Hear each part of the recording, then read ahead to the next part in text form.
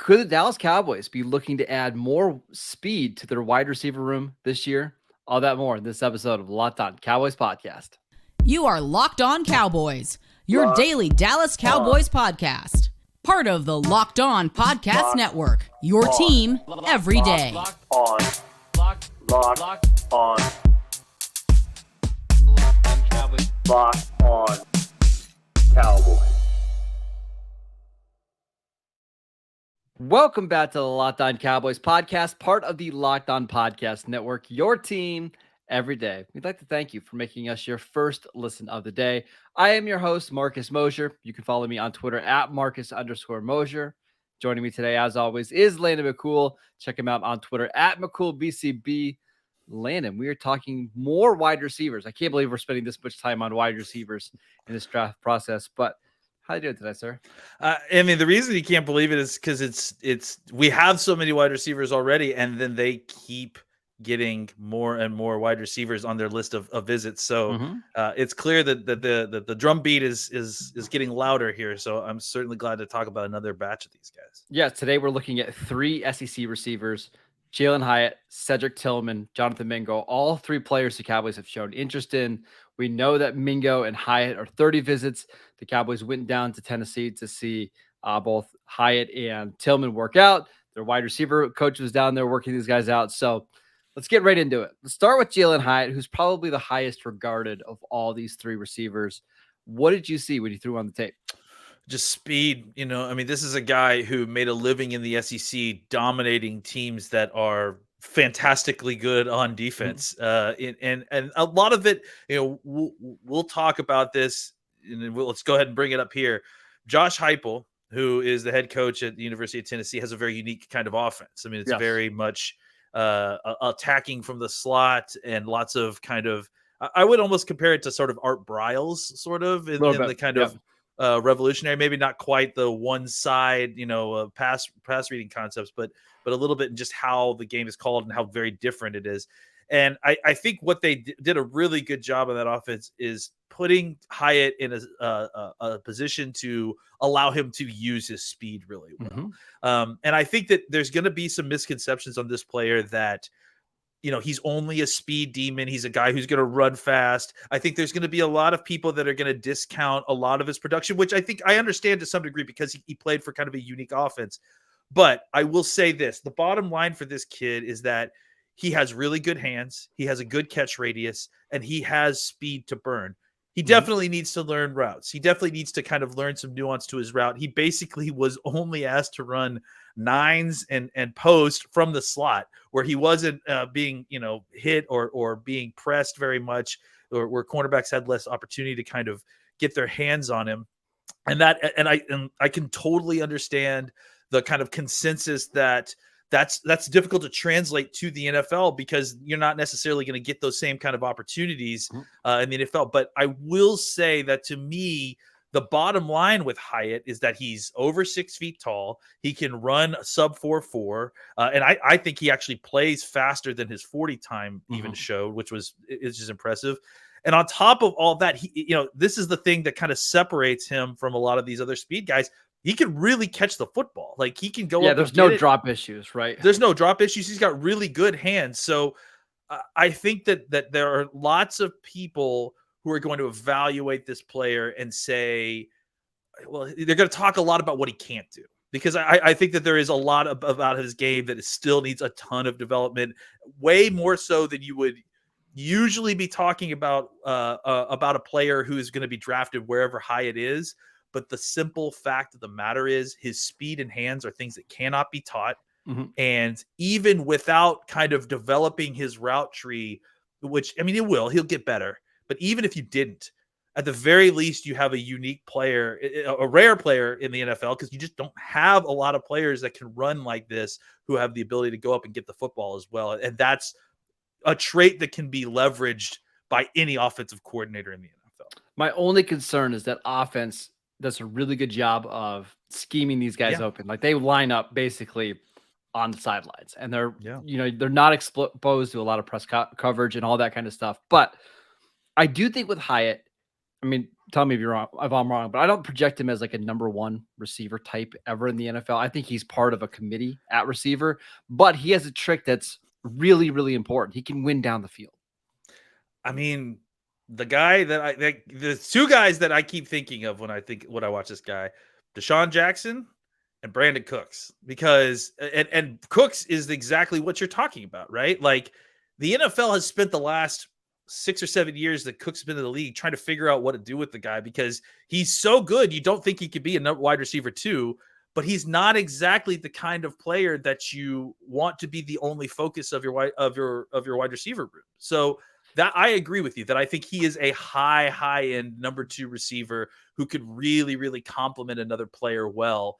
I think that it's a rare thing. He has rare traits that are hard to find, and that's why he's going to get pushed up a lot, maybe higher than most wide receivers. See, I guess my issue with Hyatt is I just don't see him as twitchy, like not straight line twitchy. He is straight line twitchy as those guys. It's just like after the catch, like is he going to be able to make multiple guys miss and all that kind of stuff? When I wrote down my notes, I compared him to Mike Wallace. Like I could see him having that type of career, over 6 foot, but not really a physical player, but man, he's got some long speed. And that player, Mike Wallace, had a lot of success in the NFL as like a high-end wide receiver too. Why couldn't Hyatt do that in the NFL? I think that Hyatt is going to spend his career opening up offenses for other wide receiver ones, right? Like taking the top off of making safeties respect his speed and then opening things up for the CeeDee Lamb type receiver that's going to be running in routes underneath those safeties that are dropping deep. My only other question I have, and it's not a Hyatt question, it's a Cowboy question, is this the type of receiver that matches up well with Dak? Because Dak has really never had a pure speed threat like this. And I don't know if throwing the ball down the field is Dak's biggest strength though either. Yeah, I mean, I think that for these kind of guys, when they get loose down the field, like it's usually with some pretty good separation. Like this guy, Hyatt's not going to be a guy to create a bunch of separation underneath. He's not going to be a guy that's going to win with quick feet route running right now. That may change in some time.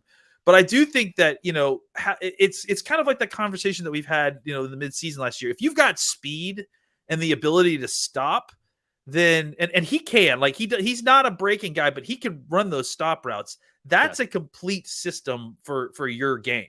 Like if you can run goes and stops, that's enough to that means that you can also run a double move, right? Mm-hmm. So like sometimes you're running 9, sometimes you're running stop and goes, sometimes you're running a stop. And I think that those will give him opportunities to run free and be open. I think that I agree that Dak is not necessarily a drop in the bucket every single time down the field thrower, but I think he can do those kind of throws down the field where guys are running open. He's not going to miss open receivers streaking down the field. No. Maybe he doesn't hit between 2 safeties 25 yards up the field and dropped in a bucket, but I don't know that that's what's going to be required with a player like Hyatt if he's on your team. All right, let's talk about his teammate, Cedric Tillman, who we both kind of like a little bit next. This episode is brought to you by FanDuel. The NBA playoffs are almost here, and now is the time to download FanDuel, America's #1 sportsbook, because new customers get a no-sweat first bet up to $1,000. That is bonus bets back if your first bet doesn't win. Just download the FanDuel Sportsbook app. It's safe, secure, and super easy to use. Then you can bet on anything and everything from the money line to point scores to the number of three-pointers drained. Plus, FanDuel even lets you combine your bets for a chance at a bigger payout with a same-game parlay. So don't miss a chance to get your no-sweat first bet up to $1,000 in bonus bets when you go to FanDuel.com/lockedon. That is FanDuel.com/lockedon to learn more. Make every moment more with FanDuel, the official sports betting partner of the NBA. Landon, let's talk about Cedric Tillman, the other wide receiver at Tennessee, who you and I both like quite a bit, maybe on day 2. Yeah, and starting out the season, Hyatt was the other wide receiver at University of Tennessee because Cedric Tillman definitely had a Jalin Hyatt type season last year. Over 12 touchdowns, if I remember. I think something like 11 to 1,200 yards receiving. Look, just to take a step back, I think it was interesting that we have 3 wide receivers here who maybe not body style necessarily, some of them more than others, but I think they're three wide receiver types that mirror the Cowboys wide receiver types, right? So I think Mingo has a little bit more CeeDee Lamb to him. We'll talk about that in a second. Not that he's on that level, but we'll talk about his game. I think Tillman has some real strong Michael Gallup vibes to him, right? Like in the sense that he is an X receiver body type with long arms, big hands. He has build up speed. He's not like he definitely is not on Hyatt's level. He can run, but it's more of a get down the field sort of speed. He catches. I'm sorry, say again. I think I can't hear you. I think it's more of like a Michael Gallup type of speed, right? Yeah, like it's a little bit deceiving. Yeah. And I think that's part of the reason that the Gallup thing fit for me, not only because they both play the X, not only because their games are similar, but that kind of speed where he can get down the field if you ask him to. So, don't want to leave him isolated or think that you can just play press and that he's not going to get past you, because he will. But he's certainly not going to, double move you off the line and then beat you with. He's just not going to fly by you. It's just not. Exactly. His game.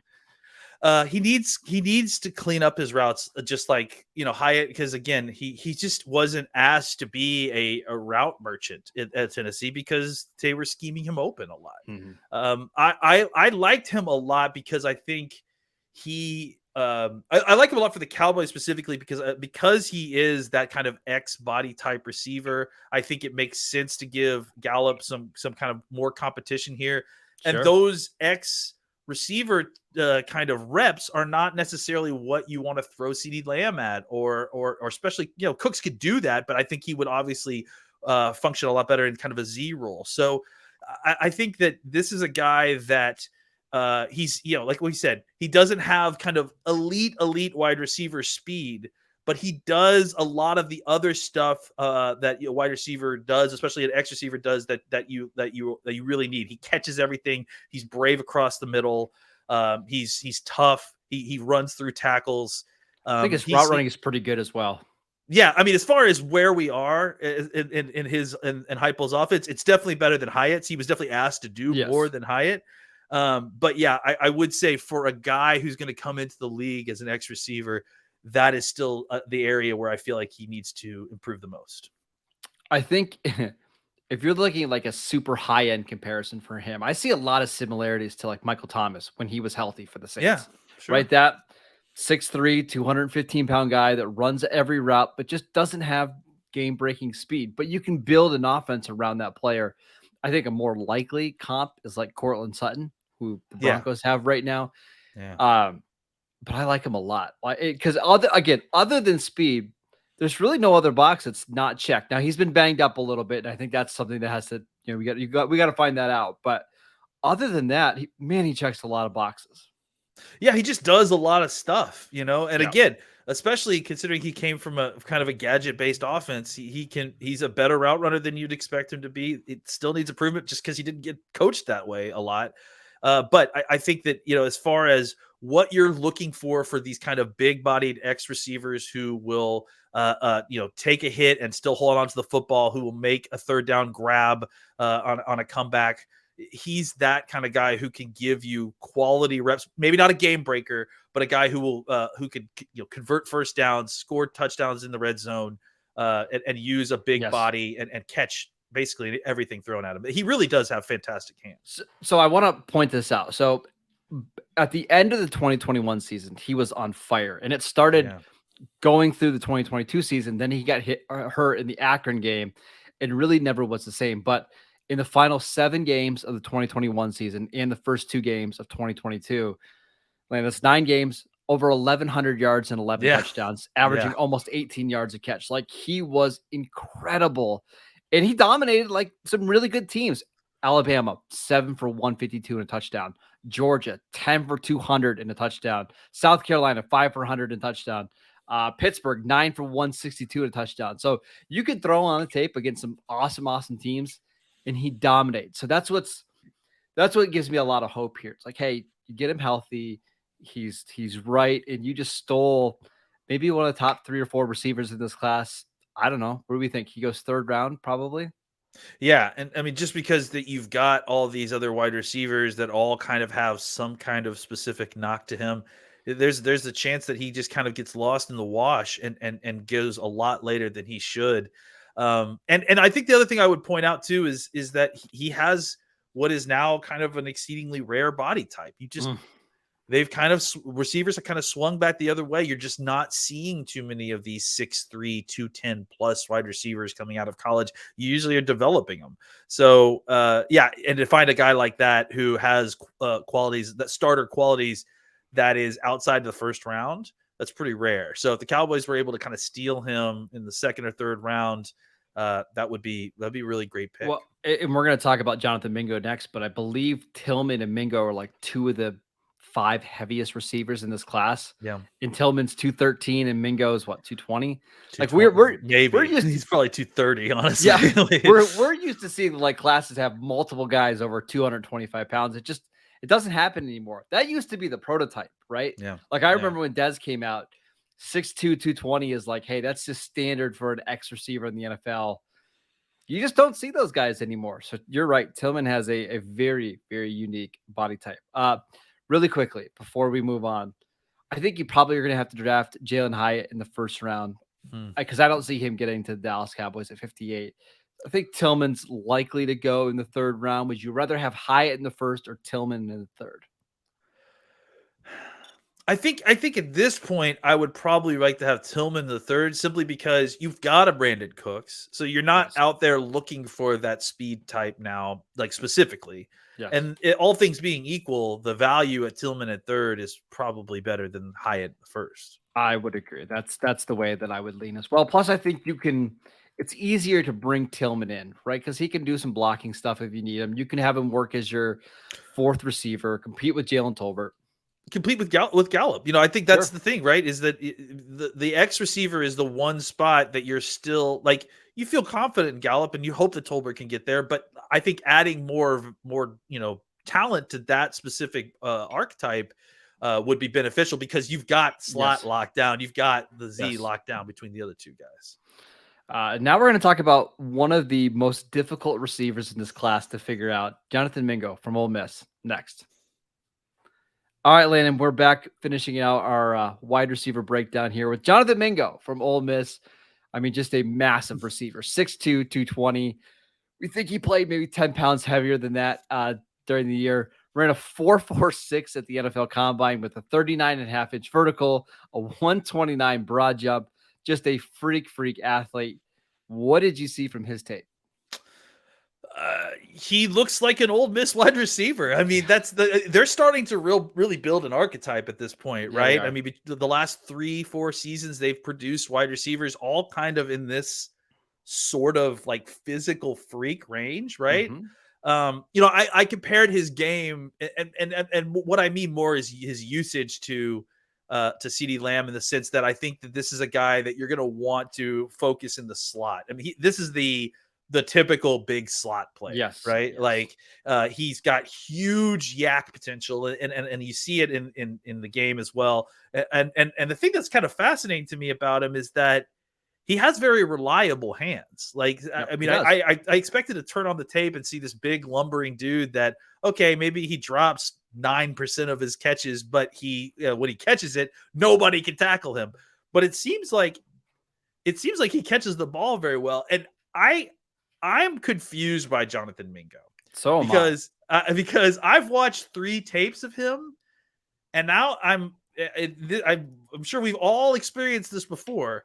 I've watched like 3 games of him, and now I'm looking around going, why isn't this guy being considered higher than he was, right? Like his AJ Brown and all these other guys got drafted much higher than what we're seeing Jonathan Mingo being kind of bantied about. And I don't know that he's not AJ Brown. He's not DK Metcalf. He's not quite those guys, but he certainly isn't a round difference in at least in physicality and skill set that I could see. So, and there's a proven track record here. I just think that this is a guy. We saw it again. We saw it last year. The name's escaping me. The guy ended up at Tennessee that we're talking about, the wide receiver, Treylon Burks. Treylon Burks. Like we saw it last year, and I think this is a better player than Treylon Burks. I mean, in my opinion. So I tend to think that this guy is actually going to go a lot higher than we're all expecting. I'm not. I guess I'm having a dissonance, and that's my problem, right? I don't understand why a player that has this skill set that has translated pretty well in the NFL, and maybe Burks is where maybe it's the Treylon Burks that's like making people hesitant, right? Because Treylon Burks last year got compared to all those other guys, and I think that this is a much closer version of AJ Brown, DK Metcalf than Treylon Burks was. And so I'm kind of confused a little bit by why he's so low. And I think the thing for me is there's just so much of his production was off of play action where he's wide open down the middle of the field, right? And then that's just Lane Kiffin's offense, right? Like, they do a really good job of putting defenders in tough spots. But you're right. Like, how many 6'2", 225-pound receivers do you see move like this and can move after the catch like that? There's not many. I think what scared me off, and this is probably me overreacting too much, and we've done this before, he just wasn't good at the Senior Bowl in one-on-one stuff. Like, just running routes is not his forte. Like, he's just not going to create a lot of separation. But if you have an offensive coordinator that knows how to scheme this guy open and put him in situations where he's attacking zone coverage, I think he can be a monster. I really do. Yeah, I agree. I tend to think that because of what you just said, he may not be the perfect match what the Cowboys are looking for. Probably not. But I think that he is a guy that if you're looking for that kind of receiver, if you're and this is a type of receiver that like the NFL teams should be availing themselves of. Like, and honestly, it's like, again, I compared his game, not necessarily, his talent or his skill to CeeDee Lamb, and it's because this is how we use our CeeDee Lamb, right? Yep. We get him, we scheme him open short, get him the ball, and then let him run through the secondary to try to get or throw him the ball down the seam, right? Like, if you're playing zone, let him split the safeties, and he's got a big body, a much bigger body than CeeDee, so he's going to be able to make a lot of those contested grabs and take on contact. That's the part of his game that is really intriguing. Yeah, and I think you're right. The sense is that, again, another guy that is going to need to learn some subtlety in his routes to become more of a route runner. But I think, again, like, smart teams will find guys like this. If they are good with the football in their hands, they'll find a way to get the ball into his hands and then leverage that while they're trying to teach him the other aspects of playing wide receiver. Yeah, I liked him a lot. I just don't know that he's a fit for what the Cowboys are necessarily doing, because they don't need this type of player right now. Probably and not. I think having someone who is not a very well-rounded wide receiver necessarily at the bottom of your wide receiver room is kind of getting you stuck into what happened with Jalen Tolbert last year, right? Yes. Where he's not going to help you on special teams. He's not well-rounded enough to kind of be rosterable. So what are you doing with this guy for the whole season?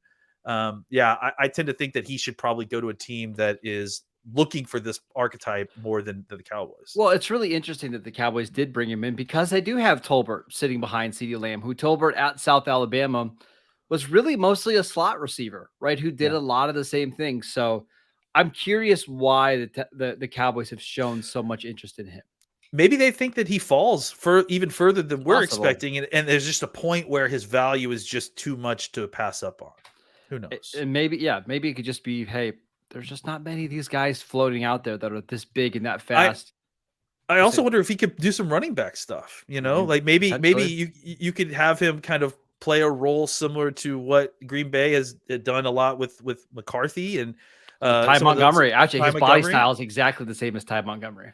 Exactly. So maybe there is some thought to this, like more of a hybrid wide receiver running back role, and that's something that he could potentially add to what he could do if he was, drafted and made active on game days. It's going to be really interesting to see what happens in the draft with the wide receivers, because the Cowboys have shown a lot of interest, not only in these three players, but also Josh Downs, Zay Flowers, Quentin Johnson, Marvin Mims.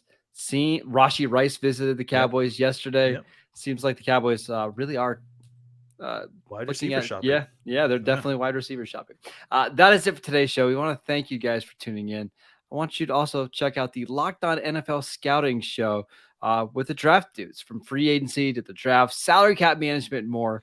Join NFL experts Kyle Krabs and Joe Marino as they take you through what it's like to build a successful NFL franchise every Monday through Friday. Find Locked On NFL Scouting with the Draft Dudes wherever you get your podcasts in on YouTube, part of the Locked On Podcast Network, your team every day. Go check out our show on YouTube. We are posting shows every single day. Locked On Cowboys over there. Go follow Landon on Twitter at McCoolBCB. I'm at Marcus_Mosher, and we'll see you guys next time.